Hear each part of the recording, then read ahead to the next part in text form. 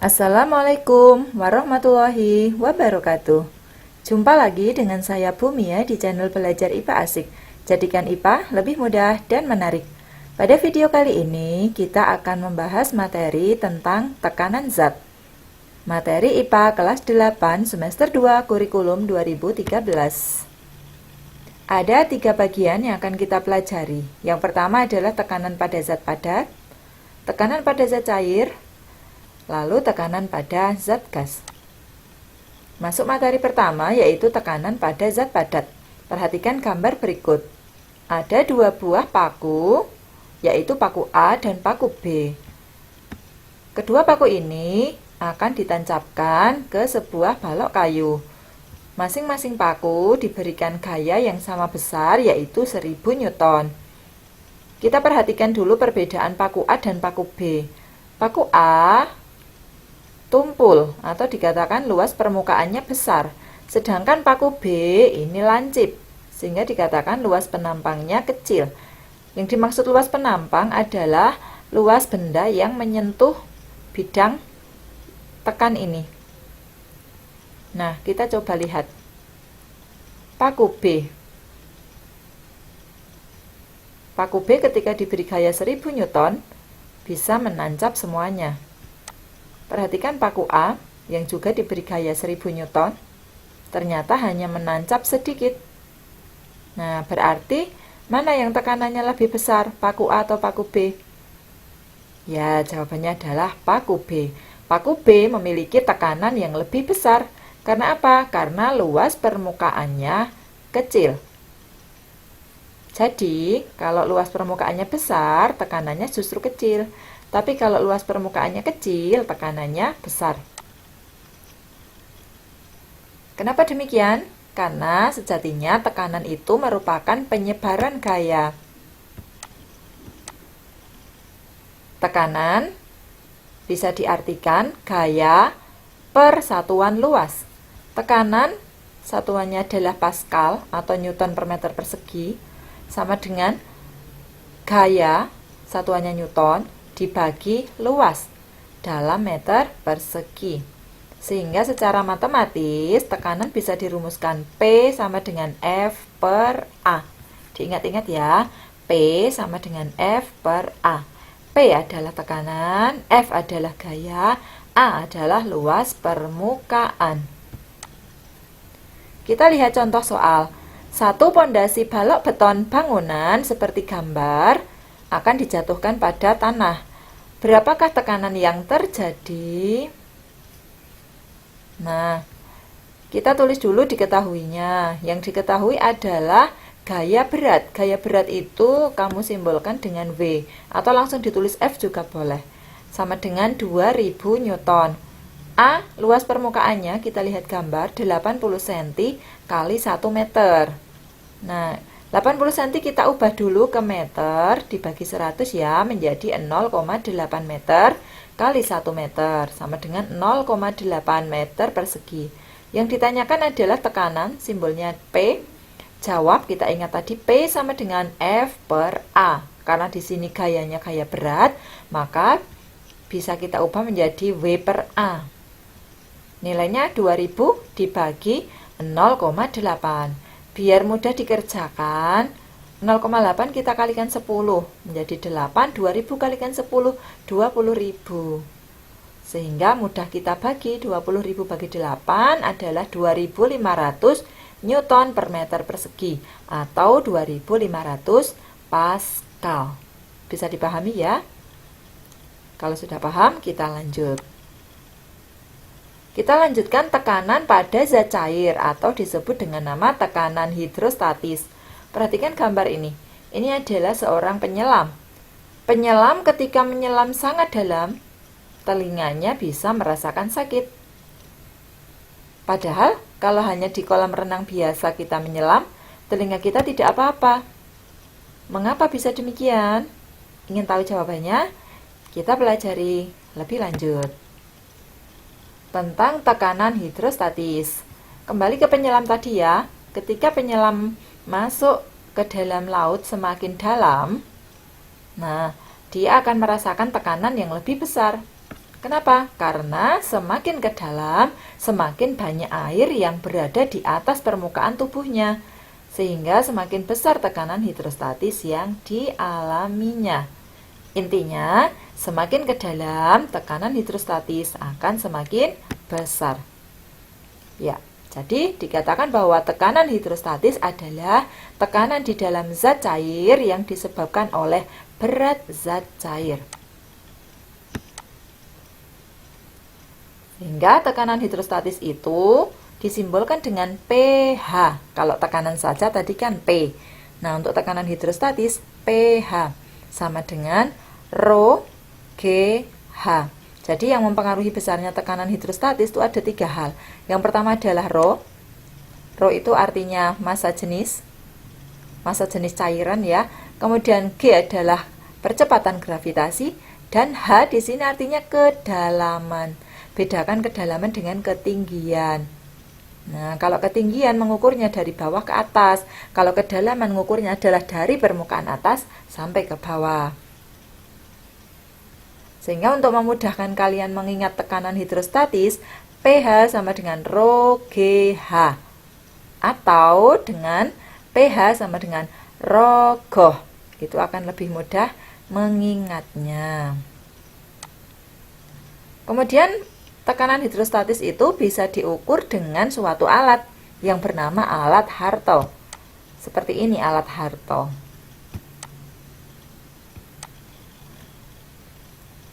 Sekarang perhatikan gambar berikut. Sebuah botol plastik besar dilubangi di 3 ketinggian yang berbeda. Ada lubang A, lubang B, dan lubang C. Kemudian ditutup. Setelah ditutup, lalu botol diisi air. Nah, lalu ketiga lubang tadi dibuka bersamaan. Lubang manakah yang airnya memancar paling kuat? Di gambar bisa kita lihat dan kalian bisa membuktikan sendiri dengan mencobanya ya. Jaraknya ini sama antar lubang ini. Bahwa yang memancar paling kuat yaitu lubang C. Kenapa demikian? Bisakah menjawab? Oke, jawabannya tadi ya, tentang tekanan hidrostatis, bahwa semakin ke bawah tekanan hidrostatis semakin besar, sehingga lubang C akan mengalami tekanan yang paling besar, sehingga dia memancar paling jauh. Jelas ya? Oke. Penerapan tekanan hidrostatis. Yang pertama pada bendungan. Mungkin kalian pernah berkunjung atau berwisata ke bendungan atau waduk. Nah, kenapa ketika membangun waduk itu dibangun bagian bawahnya itu lebih lebar daripada bagian yang di atasnya? Nah, hal ini tujuannya untuk menahan besarnya tekanan di bagian bawah, karena sesuai konsep tekanan hidrostatis tadi, semakin ke bawah tekanan hidrostatis semakin besar. Kalau nggak dibuat begini, bendungannya bisa cepat roboh. Yang kedua adalah penyelam tradisional, pendengarannya sering rusak atau terganggu akibat besarnya tekanan hidrostatis di dasar laut, sehingga kalau menyelam itu membutuhkan peralatan khusus yang juga melindungi telinganya. Lanjut, kita lihat contoh soalnya ya. Seekor ikan berada di kedalaman 20 cm pada sebuah akuarium. Berapakah tekanan hidrostatis yang dialami ikan tersebut? Rho air 1 gram per cm kubik, gravitasinya 980 cm per detik kuadrat. Kita tulis diketahuinya dulu. Kedalaman H 20 cm ya. Jadi 20 cm itu dari permukaan sini sampai mulut ikan. Bukan dari ikan ke bawah sini ya. Nah, ini kebetulan soalnya pas tidak membedakan ketinggian dan kedalaman. Jadi sudah jelas di soal ini langsung kedalaman. Hati-hati kalau nanti soalnya yang ada angkanya di sini. Lain kali mungkin saya contohkan ya. Oke, kedalamannya H 20 cm, Rho air 1 gram per cm kubik, G 980 cm per detik kuadrat. Yang ditanyakan adalah tekanan hidrostatis pH. Jawab, gimana rumusnya? pH sama dengan Rho GOH, Rho GH. Rho 1, G 980, H 20. Ini satuannya harus setara. Lihat di sini 20 cm, massa jenisnya gram per cm kubik, gravitasinya di sini juga cm per detik kuadrat. Jadi sudah setara. Kalau misalnya belum setara, kalian harus menyetarakan terlebih dahulu. Nah, tinggal kita kalikan saja. 1 kali 980 kali 20 hasilnya adalah 19.600 Dain. Kalau ketinggiannya ini meter, sini kilometer, sini kilogram per meter kubik, gravitasinya adalah mungkin 9,8 meter per sekon kuadrat, maka nanti pH-nya itu dalam Pascal atau Newton per meter persegi. Baik, lanjut ya. Masih pada tekanan zat cair, kita akan pelajari tentang konsep bejana berhubungan. Apa sih bejana berhubungan? Gambarnya seperti ini. Bejana berhubungan merupakan sebuah bejana yang terdiri dari 2 atau lebih pipa yang saling berhubungan. Nah, kita lihat permukaannya mendatar seperti ini. Tingginya sama, ketinggiannya sama. Nah, bagaimana apabila dimiringkan? Nah, ternyata permukaannya juga tetap mendatar dan sama tinggi. Nah, prinsipnya begini. Pada bejana berhubungan berlaku permukaan zat cair yang sejenis selalu mendatar dan sama tinggi. Dengan syarat ini sejenis ya, zat cairnya ini hanya satu jenis saja. Bagaimana bila tidak sejenis? Kita perhatikan materi berikut. Mengukur massa jenis zat cair berdasarkan prinsip bejana berhubungan. Nah, ini adalah sebuah pipa U. Kalian bisa membuat pipa U dengan selang transparan yang kemudian diisi menggunakan 2 jenis zat cair. Dibentuk U seperti ini, diisi 2 jenis zat cair, ini air dan minyak. Karena air dan minyak tidak bercampur, akan memisah seperti ini, maka nanti akan muncul bidang batas. Nah, pada bidang batas ini kamu tarik garis, kemudian kamu ukur ketinggiannya. Maka akan ditemukan ada H2 dan juga ada H1 di sini. Ya, yang lebih tinggi ini yang disebut H1. Kemudian cara menentukan massa jenisnya adalah kita gunakan prinsip bahwa tekanan dalam zat cair ini akan sama ya. Tekanan pada minyak sama dengan tekanan pada air.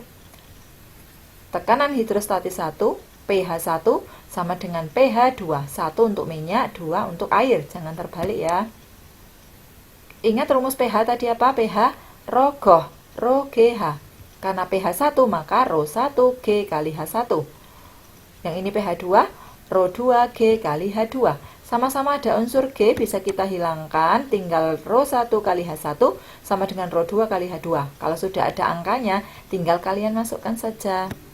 Nah, penjelasannya adalah Rho 1 massa jenis zat cair 1, Rho 2 massa jenis zat cair 2, H1 tinggi permukaan zat cair 1, H2 tinggi permukaan zat cair 2. Perhatikan yang namanya tinggi permukaan dari bidang batas. Kemudian penerapan konsep bejana berhubungan. Yang pertama pada alat ini, teko. Biasa kita miliki di rumah ya. Ceret juga. Kemudian ini adalah menara air atau toren. Lalu yang berikutnya adalah water pass. Biasanya dipakai oleh tukang bangunan untuk meratakan bangunan ketika mau memasang tembok atau pondasi biar sama ketinggiannya. Kita lanjut pada hukum Pascal. Hukum Pascal menyatakan bahwa tekanan yang diberikan pada zat cair dalam wadah tertutup diteruskan ke segala arah dengan sama besar. Contohnya ini. Nah, ini kan di ruangan yang tertutup. Kemudian ini kelihatan airnya memancar keluar sama jauhnya. Ini di lubang ya, ada lubangnya. Prinsip kerja hukum Pascal. Salah satu penerapannya adalah pada alat pengangkat mobil. Nah, ini alat pengangkat mobil ini biasa kamu temukan di bengkel ataupun di tempat pencucian mobil. Nah, ini menerapkan hukum Pascal. Jadi wadah ini ya berisi cairan. Nah, dia ada dua piston, ada permukaan satu, piston satu ini yang luas permukaannya kecil disimbolkan A1, sedangkan yang luas permukaannya besar disimbolkan A2. Nah, apabila diberikan gaya pada permukaan kecil, gaya itu disebut F1, gaya ini akan diteruskan oleh zat cair ke segala arah sampai ke luas permukaan 2 ini atau ke A2. Nah, gaya di sini disebut F2. Gayanya akan lebih besar dari semula, maka menjadi kuat untuk mengangkat mobil ini. Nah, P1 sama dengan P2. P di sini ya, P1 akan sama dengan P2. Masih ingat P itu apa? P adalah tekanan. Rumusnya adalah P sama dengan F per A. Sehingga P1 F1 per A1 sama dengan P2 F2 per A2. Sehingga hukum Pascal bisa kalian ingat F1 per A1 sama dengan F2 per A2. Keterangannya, F1 adalah gaya pada penghisap yang kecil, F2 gaya pada penghisap yang besar. A1 luas penampang yang kecil, A2 luas penampang yang besar. Oke, kalian resapi dulu materi ini. Perhatikan gambarnya dan rumus-rumusnya. Penerapan hukum Pascal dalam kehidupan sehari-hari.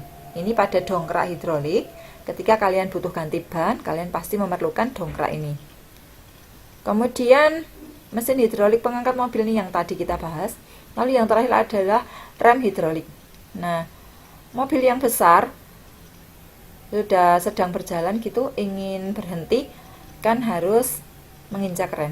Nah, ketika pedal rem diinjak, nanti gaya tersebut diteruskan ke dalam rem hidrolik ini yang di dalamnya ada pistonnya, ada spring ya, springnya. Kemudian ada cairannya atau fluidanya. Kemudian nanti ini gayanya akan diteruskan oleh fluida ini sampai ke alat ini, silinder ini yang terhubung dengan bannya atau rodanya.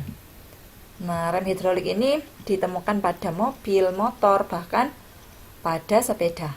Juga sudah banyak yang menggunakan rem hidrolik. Kita lanjutkan masih ke zat cair ya, tentang hukum Archimedes.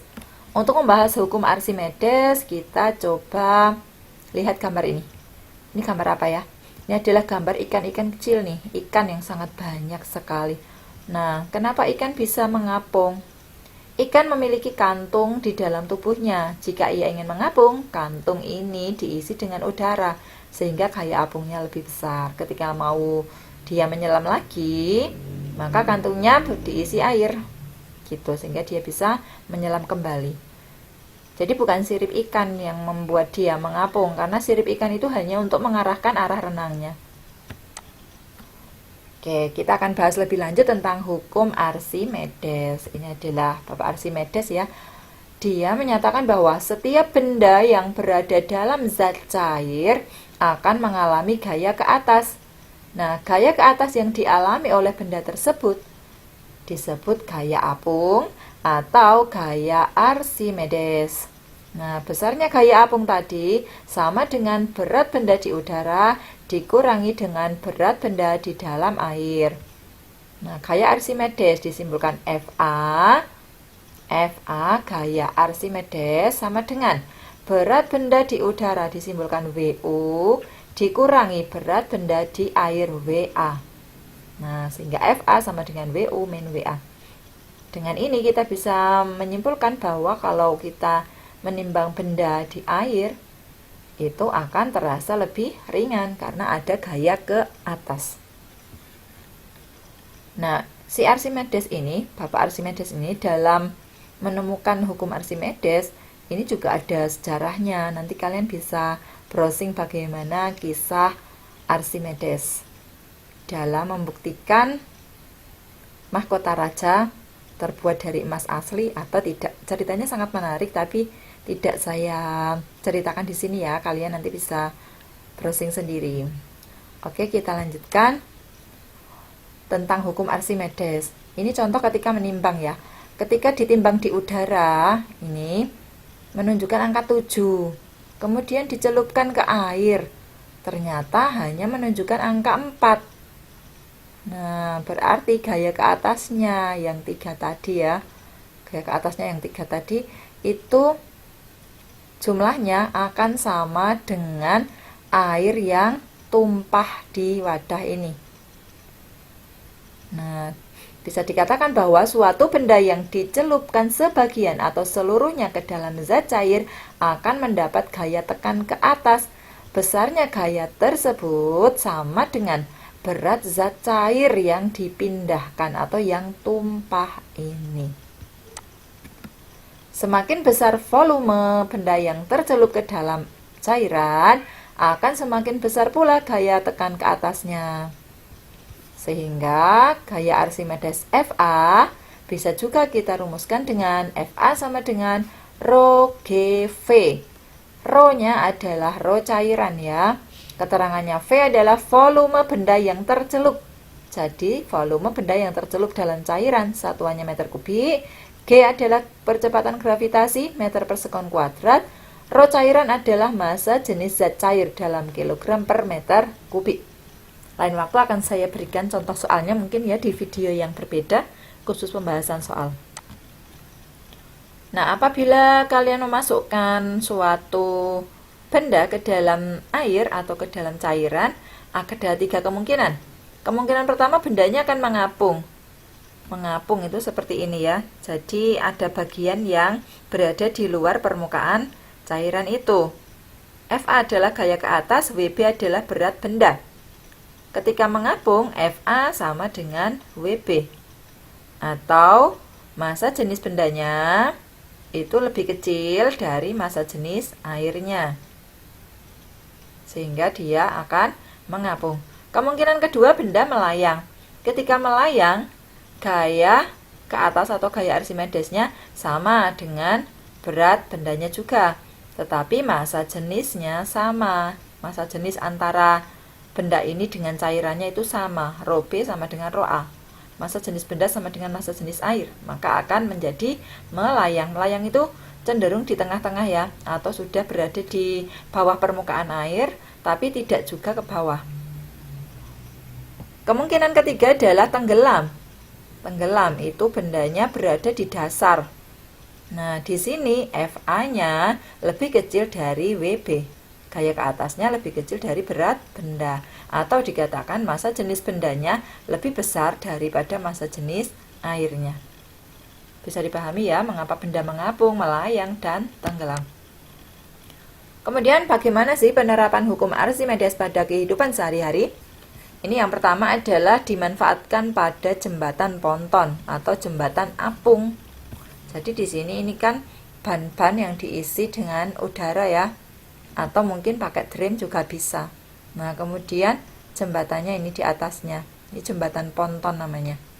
Kemudian yang kedua, hidrometer. Hidrometer itu alat untuk menentukan massa jenis suatu zat. Massa jenis zat cair ya dengan hidrometer. Kemudian balon udara. Balon udara ini juga menerapkan prinsip gaya ke atas atau gaya Archimedes. Nah, kemudian berikutnya adalah kapal laut. Kapal laut terbuat dari besi, namun dia tidak tenggelam di laut.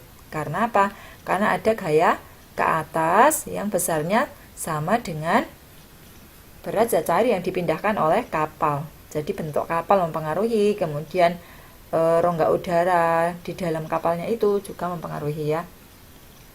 Kemudian yang terakhir adalah kapal selam. Kapal selam ini memanfaatkan juga gaya Archimedes. Dia bisa mengatur kapan saatnya menyelam dan kapan saatnya terapung kembali ke permukaan.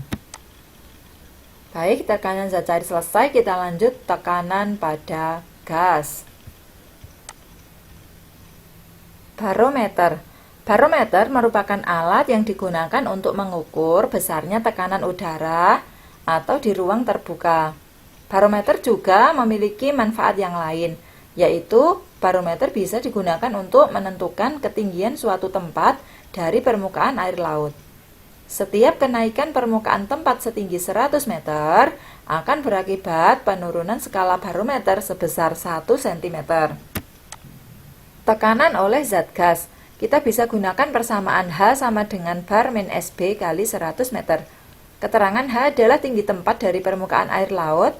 SB adalah skala yang ditunjuk oleh barometer. Bar tekanan udara luar dalam cm Hg, di mana 1 bar sama dengan 1 atm sama dengan 76 cm Hg. Contoh, berapa tekanan udara suatu daerah dengan ketinggian 300 mdpl? 300 meter di atas permukaan laut ya. Kita ingat bahwa apabila ketinggiannya naik 100 meter, tekanan akan turun 1 cm Hg. Karena naiknya 300 berarti tekanannya akan turun 3. Maka P sama dengan 76 dikurangi 3 sama dengan 73 cm Hg. Ini cara cepat atau cara mudahnya. Kalian bisa gunakan rumus ini juga. Dimasukkan nilai H itu ya 300 sama dengan, kita gunakan tekanannya tadi 76 min SB, kita mau cari SB ya, kemudian atau skala yang ditunjuk barometer, terus kali 100. Ini sama saja, nanti lebih cepat dengan cara ini ya. P sama dengan seperti tadi, dengan analogi kalau naik 100 akan turun 1, karena naiknya 300 kan turunnya 3, langsung 76 min 3, 73 cm Hg. Baik, kalau tadi tekanan pada ruang terbuka, sekarang adalah tekanan oleh gas pada ruangan tertutup. Kalau di ruang terbuka digunakan alat barometer, kalau di ruangan tertutup kita gunakan yang namanya manometer. Ini alatnya. Kemudian prinsipnya seperti ini.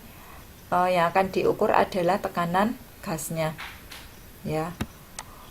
Nah, tekanan gas menggunakan manometer, di sini ada dua kejadian ya, atau dua peristiwa. Yang pertama, untuk tekanan yang lebih besar dari bar, yang lebih besar daripada tekanan udara luar. Kita lihat di sini, lihat nilainya ya, berapa tekanan di sini.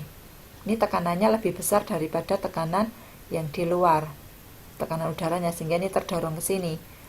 Maka bisa gunakan P sama dengan bar plus H cm Hg, di mana H adalah selisih ketinggian permukaan air raksa. Ini dari sini ke sini, selisihnya, garisnya dari sini ke sini, itu H. Kemudian bisa juga apabila tekanannya lebih kecil dari bar. Ini tekanannya lebih kecil sehingga hanya bisa menekan sedikit. Sini lebih besar tekanannya. Nah, berapa P di sini? Maka P sama dengan bar min H dalam cm Hg. H adalah selisih ketinggian permukaan air raksa. Bar-barnya ini diisi apa? Diisi 76. Begitu ya. Kemudian ada juga yang terakhir ya, tentang hukum Boyle. Hukum Boyle mengatakan bahwa hasil perkalian tekanan dan volume gas dalam ruang tertutup pada temperatur tetap adalah konstan. Maka untuk hukum Boyle bisa digunakan P1 kali V1 sama dengan P2 kali V2. Di mana ditemukan hukum Boyle atau diterapkan hukum Boyle, yaitu misalnya pada pompa. Ya, misalnya pompa sepeda. Itu juga memanfaatkan prinsip hukum Boyle ini. P1 tekanan mula-mula, P2 tekanan akhir, V1 volume mula-mula, V2 adalah volume akhir. Lain waktu akan saya bahas soal-soalnya khusus materi tekanan ya di video yang berbeda. Semoga lekas selesai ya dan bisa kita pelajari bersama. Ini daftar pustakanya. Terima kasih kalian telah belajar materi tekanan di video ini. Satu bab ya, hanya kita bahas beberapa menit. Oleh karena itu, kalian perlu mengulang-ulang video ini dan sekaligus mempelajari secara mandiri buku siswa kalian kelas 8. Apabila ada pertanyaan bisa kalian tuliskan di kolom chat. Apabila bermanfaat silahkan bisa kalian share ke teman-temannya. Jangan lupa like dan subscribe. Terima kasih telah belajar di sini. Saya akhiri. Wassalamualaikum warahmatullahi wabarakatuh.